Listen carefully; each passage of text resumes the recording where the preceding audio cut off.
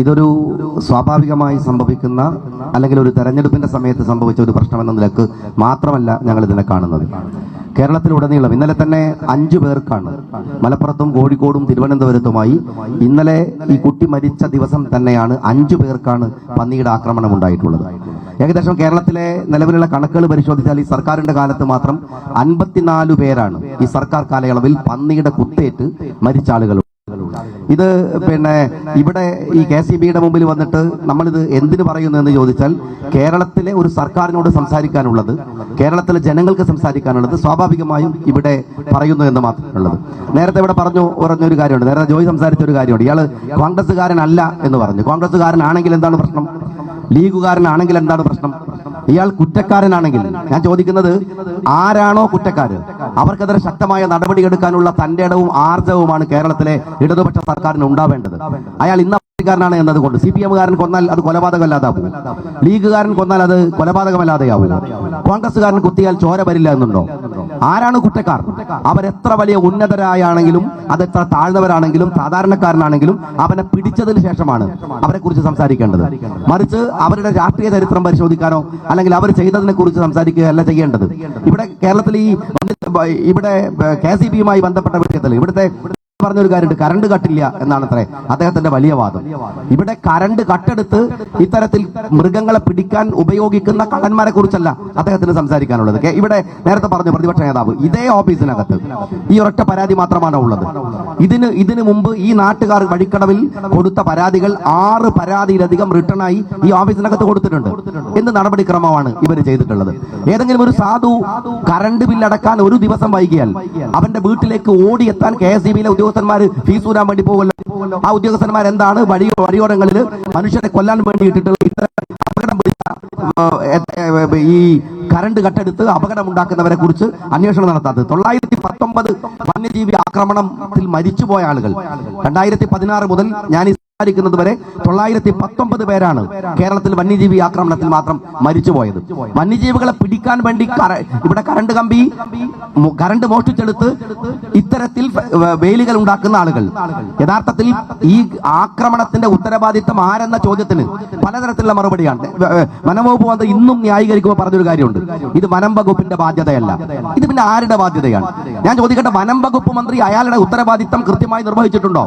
എന്നിട്ടല്ലേ ഉത്തരവാദിത്തം എന്റേതല്ല എന്ന് പറയേണ്ടത്? ഇത്രമേൽ അപ്രസക്തമായ, ഞാൻ എന്റെ പ്രിയപ്പെട്ട ഈ നാട്ടിലെ മീഡിയ സുഹൃത്തുക്കളോട് അടക്കം ചോദിക്കട്ടെ, കേരളത്തിലെ വിദ്യുത് മന്ത്രി ആര് എന്ന് സത്യം പറഞ്ഞാൽ ഇന്ന് ഗൂഗിൾ നോക്കിയിട്ടാണ്, അങ്ങനെ ഉള്ളത് കൊണ്ടൊരു സൗകര്യമുണ്ട്, ഗൂഗിൾ നോക്കിയിട്ടാണ് ഏതാണ് മന്ത്രി എന്ന് മനസ്സിലായത്. കാരണം കേരളത്തിലെ വിദ്യുത് ശക്തി മന്ത്രി എന്നല്ല ഒരു മന്ത്രിമാരും അത്രമേൽ അപ്രസക്തരാണ്. എന്തുകൊണ്ടാണ് ശശീന്ദ്രനെ അറിയുന്നത്?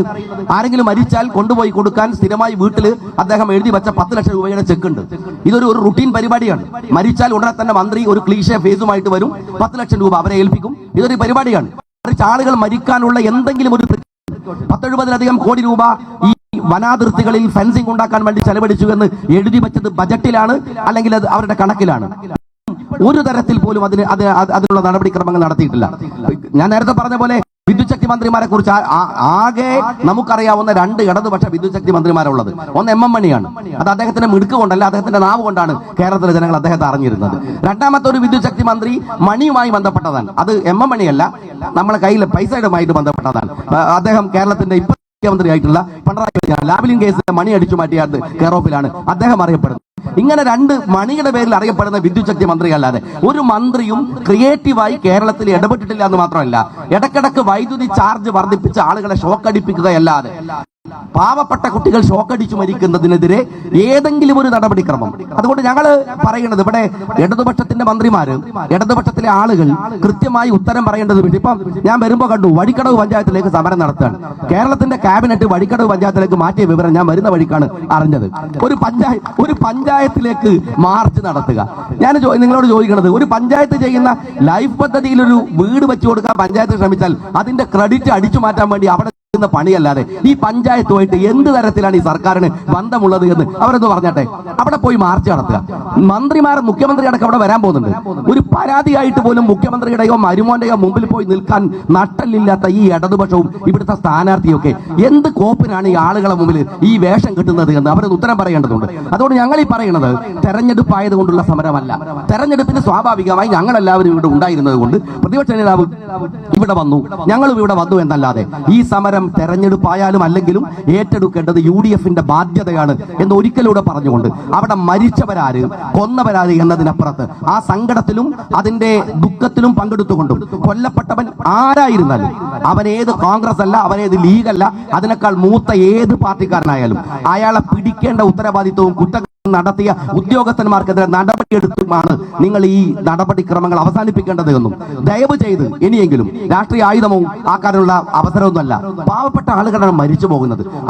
അവരെ ഇനിയും ഇത്തരത്തിൽ മരണങ്ങൾ ഇല്ലാതിരിക്കാൻ ഈ ഓഫീസിലെ ഉദ്യോഗസ്ഥന്മാർ ശ്രമിക്കണമെന്നും ഫീസൂരാൻ പോകുന്ന വഴിക്കെങ്കിലും ഇങ്ങനെ ആരെങ്കിലും കരണ്ട് മോഷ്ടിച്ചെടുക്കുന്നുണ്ടോ എന്ന് നോക്കാനുള്ള സാമാന്യ മര്യാദ ഈ ഓഫീസിലെ ഉദ്യോഗസ്ഥന്മാരും സർക്കാരും കാണിക്കണമെന്നും ആവശ്യപ്പെട്ടുകൊണ്ട് സമരത്തിന് അഭിവാദ്യങ്ങൾ നേർന്നുകൊണ്ട് നിർത്തുന്നു. ജയ ഹിന്ദ്.